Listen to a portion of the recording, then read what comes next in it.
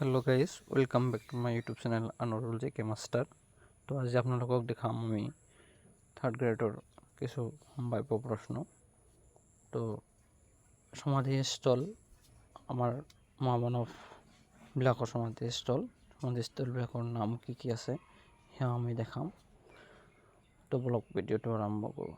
ৰাজঘাট মহাত্মা গান্ধী, শক্তিস্থল ইন্দিৰা গান্ধী, বীৰভূমি ৰাজীৱ গান্ধী, একতা স্থল আছিল জ্ঞানী জেইল সিং, উদয়ভূমি আছিল কে আৰ নাৰায়ণ, শান্তিবন জৱাহৰলাল নেহৰু, ভাৰতবৰ্ষৰ প্ৰথমজন প্ৰধানমন্ত্ৰীৰ সমাধিক্ষেত্ৰৰ নাম আছিল অভয়ঘাট, মোৰাৰজী দেশাই তেওঁ প্ৰধানমন্ত্ৰী আছিল।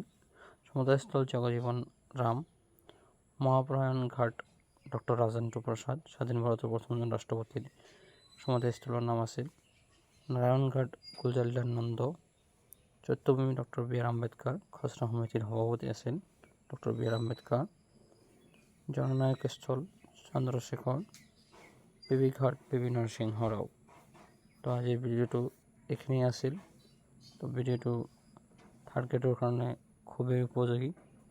ইয়াৰ পৰা যিকোনো এটা সমাধিস্থলৰ নাম আহিবই। তো আপোনালোকে ভিডিঅ'টো ভাল লাগিলে লাইক কমেণ্ট শ্বেয়াৰ কৰিব আৰু আনোৰুল জে কে মাষ্টাৰ ইউটিউব চেনেলটো আপোনালোকে ছাবস্ক্ৰাইব কৰিবলৈ নাপাহৰিব। ধন্যবাদ। জয় অসম।